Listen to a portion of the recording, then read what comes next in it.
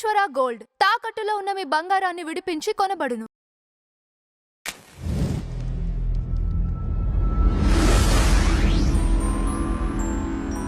Sir YCP social media official account నుంచే 2.5 సంవత్సరాలకే చేతులెత్తేసి నారా లోకేష్ గారంటూ కూడా పోస్టులు వస్తున్నాయి సార్. దీనిపై కూడా లోకేష్ గారు ఘాటుగానే స్పందించాడు. యుద్ధం కారణం వల్ల ఒక నెల లేట్ అయిపోతుంది కానీ, ఇవ్వాల్సినయి అన్నీ మేమేదైతే అన్నామో అవన్నీ తప్పనిసరిగా ఇచ్చి తీరుతామంటూ కూడా లోకేష్ గారు ఘాటుగానే వాళ్ళకి రిప్లై ఇవ్వటం జరిగింది సార్. దీనిపైన మీ అభిప్రాయం ఏంటి సార్? అంటే జగన్మోహన్ రెడ్డి గారు లేకపోతే వైసీపీ పార్టీ ప్రతిపక్షంగా వాళ్ళు ఇలాంటి మాటలు మాట్లాడటం అనేటువంటిది సహజంగా జరిగేదే. దానికి మనం ప్రత్యేకంగా విశ్లేషణ చేయాల్సినటువంటిది, మాట్లాడాల్సినటువంటి వ్యవహారం లేదు. ఓకే. కానీ నిజాలు మాట్లాడుకోవాలి అంటే హ్మ్. జగన్మోహన్ రెడ్డి గారు 2024 ఎన్నికలకు వచ్చిన తర్వాత ఓకే. ఇంకా కొన్ని హామీలు ఇవ్వండి అంటే నా వల్ల కాదు, నేను చెయ్యను, కేవలం వృద్ధుల పెన్షన్ పెంచమన్నా కూడా 1000 రూపాయలు పెంచమంటే ఈ 1000 రూపాయలు పెంచడం నా వల్ల కాదు, ఆ పెంచేటువంటి 1000 రూపాయలను కూడా నేను విడతల వారీగా 2029 నాటికి పెంచుతానన్నాడు. అవును సార్. ఆ 1000 రూపాయలు పెంచడం కూడా 5 సంవత్సరాల్లో మొదట కొంత పెంచి మిగతాది చివరి 2 సంవత్సరాల్లో అంటే 2028, 29లో పెంచుతానన్నాడు. ఓకే. అలాంటి సందర్భంలో కూటమి ప్రభుత్వం మేము ఇంటిలో ఎంతమంది ఉంటే అంతమందికి అమ్మఒడి ఇస్తాం, మహిళలకి ఫ్రీ బస్ ఇస్తాం, గ్యాస్ సిలిండర్లు ఉచితంగా ఇస్తాం, తర్వాత రైతన్న నేస్తం అనేటువంటిది 20,000 చేస్తాము.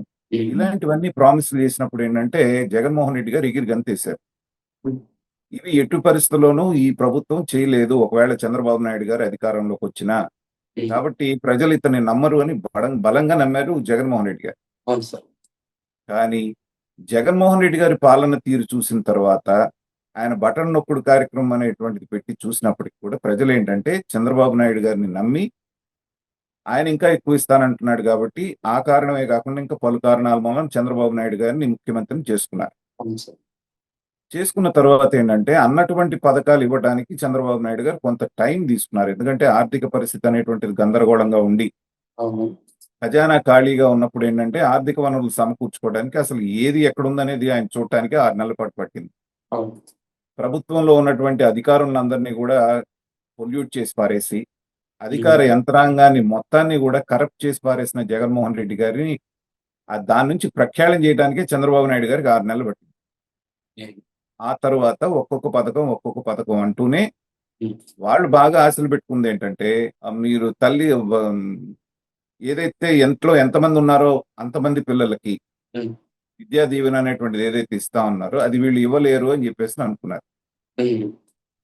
కానీ 1 సంవత్సరం ఆలస్యంగా అయినా చెప్పినట్టుగా 4 పిల్లలున్నా 5 పిల్లలున్నా కొన్ని చోట్ల 6 పిల్లలు ఉన్నా కూడా ఈ ప్రభుత్వం వాళ్ళకి ఆ పథకాన్ని అమలు చేయటం మూలాన తల్లికి వందనం అని ఏదైతే అన్నారో అంతకుముందు అమ్మఒడి అని ఇప్పుడు తల్లికి వందనం. ఆ 4 పిల్లలు ఉన్నా కూడా 4కి ఎప్పుడైతే చేరిందో జగన్మోహన్ రెడ్డి గారికి నిరుత్సాహం అనేటువంటిది వచ్చింది.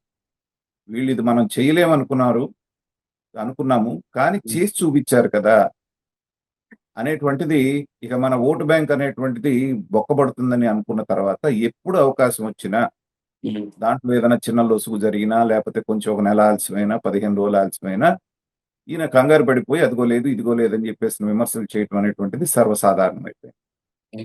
ఇవాళ ప్రపంచవ్యాప్తంగా పరిస్థితులు ఎలా ఉన్నాయో మనం చూస్తున్నాం. అవును సార్. నరేంద్ర మోడీ లాంటి వ్యక్తే పొదుపు చేసుకోండి, జాగ్రత్తగా ఉండండి, బంగారం కొనొద్దు, లేకపోతే వెండిని కొనొద్దు, లేకపోతే మిగతాది చేయొద్దు, మీరు అనవసరమైన ఖర్చులు మానుకోండి అని చెప్తున్నటువంటి సందర్భంలో పెట్రోల్ ధరలు ఒక పక్కన పెరుగుతూ దాని ప్రభావం మూలాన అన్ని నిత్యావసర సరుకులన్నీ పెరుగుతున్నటువంటి సందర్భంలో ఏంటంటే ప్రభుత్వం కూడా కొన్ని ఒడిదుడుకులు ఎదుర్కొంటోంది. అవును సార్. వీటన్నిటినీ సవరించుకొని వాటిల్లో అత్యధిక ప్రాధాన్యత ఇచ్చేది ఏంటంటే పథకాలకే. మిగతా వాటిని కావాలంటే 2 రోజులు పోస్ట్పోన్ చేసుకుందాం అనుకుంటారు కానీ పథకాలు ఆపడానికి లేకుండా ఇవాళ వచ్చిన తర్వాత చంద్రబాబు నాయుడు గారు 1వ తారీఖు నాడు పెన్షన్స్ ఎలా ఇస్తున్నారు, మిగతా టైంలో ఎంప్లాయీస్ అందరికి 1వ తారీఖున జీతాలు ఎలా ఇస్తున్నారు మనం చూస్తున్నాం. అవును సార్. కాబట్టి ఇప్పుడున్నటువంటి ఆర్థిక ఒత్తిడి మూలాన నాకు తెలిసి పెద్దగా డిలే అయితే ఉండదు. వాళ్ళు చెప్పినటువంటి పథకాల్లో దాదాపుగా అన్ని పథకాలు అమల్లోకి వచ్చేసినాయి. కేవలం 2 పథకాలు మాత్రమే అమల్లోకి రాకుండా ఉన్నదేంటంటే, ఒకటి నిరుద్యోగ భృతి, ఓకే. రెండవది 18 సంవత్సరాలు నిండినటువంటి ఆడబిడ్డకి ఏదైతే ఉందో ఆడబిడ్డ నిధి అని ఏదైతే అన్నారో, హ్మ్. ఆ 2 పథకాలు మాత్రమే ఇంకా పట్టాలెక్కలేదు. ఓకే.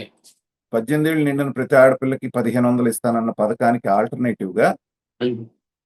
4 పీస్ అని చెప్పేసేసని మనం చూస్తున్నాం గదా! ఈ అవును. కాస్త బాగా ఉన్నతంగా ఉన్నటువంటి కుటుంబాలు వాళ్ళని దత్తత తీసుకొని, అవును సార్. వాళ్ళది అయిపోయే వరకు చదివించే బాధ్యత వాళ్ళకి తీసుకుంటున్నటువంటి దాన్ని ఏదైతే ఉందో, హ్మ్. మార్గదర్శులు ఇదని చెప్పి పేరు పెట్టి చంద్రబాబు నాయుడు గారు చేస్తుంది 4 పీస్ తోటి. హ్మ్. దానికి అనుసంధానం చేస్తున్నారు. ఓకే. చేసినప్పుడు ఆ కార్యక్రమం పెద్ద ఎత్తున నడుస్తోంది. ఇక మిగిలింది నిరుద్యోగ భృతి అనేటువంటిది మాత్రమే. హ్మ్. దాన్ని కూడా ఖచ్చితంగా ఇచ్చి తీరుతామని డంకా బజాయించి చెప్తున్నారు. అవును సార్. చెప్పినప్పుడు ఏంటంటే 4 రోజులు, 5 రోజులు లేకపోతే వారం, 10 రోజులు, నెల రోజులు ఆలస్యమైనంత మాత్రాన కొంపలేమి మునిగిపోవు. ఆ మాటకొస్తే మీరెళ్ళేటప్పుడు ఇవ్వాల్సినటువంటి పథకాలు బటన్ నొక్కేవన్నీ గూడా ఎలక్షన్ ముందు కోడొచ్చిన తర్వాత మీకు గుర్తుండే మేమిప్పుడిస్తామన్నారు. హ్మ్. అవును సార్. ఎలక్షన్ కమిషన్ ఏముందంటే కోడ్ రిలీజ్ అయిన తర్వాత ఇవ్వడానికి లేదు. మీరు అయిన తర్వాత ఇవ్వండి అన్నారు. అది ఎప్పుడు ఇవ్వాల్సిన పథకాలు జనవరిలో ఎప్పుడో ఇవ్వాల్సిన పథకాలు మేలో ఇస్తామన్నారు. అవును సార్. మరి అప్పుడు ఎన్ని రోజులు లేట్ అయినట్టు? 5, 6 నెలలు లేట్ అయినట్టు మీకు. అవును సార్. కాబట్టి మీరు చేస్తేనేమో అది బ్రహ్మాండంగా ఉన్నట్టు, అవతల వాళ్ళు చేస్తున్నప్పుడంటే ఏదేదో ఇబ్బందికరమైన విషయంగా మాట్లాడటం అనేటువంటిది అది కరెక్ట్ అయినటువంటి పద్ధతి కాదు. దాన్ని చేసేవాళ్ళు విమర్శలు చేస్తూనే ఉంటారు గానీ, ప్రభుత్వం అనేటువంటిదేంటంటే వీలైన కాడికి చిత్తశుద్ధితో తను చేయాల్సినటువంటి పని చేసుకుంటూ వెళ్తోంది. ప్రజలెవరు గూడా ఇప్పుడేంటంటే పథకాలనేటువంటివి సక్రమంగా జరగకపోతే అక్కడున్నటువంటి స్థానిక ఎమ్మెల్యేలనో, ప్రజాప్రతినిధులనో ఎక్కడో, అక్కడో, ఇక్కడో ఒకటి చోట నిలదీస్తారు. అవును సార్. కానీ మరి ఈ 2 సంవత్సరాల్లో పలానా పథకం మాకు రాలేదని గాని, లేకపోతే ఇదయిందని గాని ప్రజాప్రతినిధుల్ని నిలదీసినటువంటి సంఘటన మనం ఎప్పుడైనా చూసామా? చూడలేదు. ఎందుకని? ఒకవేళ ఆలస్యం అయినా కూడా ఏంటంటే వాళ్ళు అర్థం చేసుకుంటున్నారు. అవును. తలకు మించినటువంటి భారాన్ని తల మీద పెట్టుకుంది ఈ ప్రభుత్వం గాబట్టి, హ్మ్. కొంచెం వాళ్ళకి బ్రీతింగ్ టైమ్ ఇద్దాము. కొన్నాళ్ళు ఆలస్యమైనా పర్వాలేదనేటువంటి మూడ్‌లో ప్రజలున్నప్పుడేంటంటే, వాళ్ళని రెచ్చగొట్టడానికి వీళ్ళు చేసేటువంటి ఈ పిచ్చి ప్రేలాపనలు, పిచ్చి వ్యవహారాలన్నీ గూడా వృధా ప్రయాసగానే మిగులుతాయి. సావకాశంగా ఈ ప్రభుత్వం అన్ని పథకాలు ఇస్తుందనేటువంటిది కామన్ మ్యాన్ నమ్ముతున్నాడు. నేను గూడా నమ్ముతున్నాను.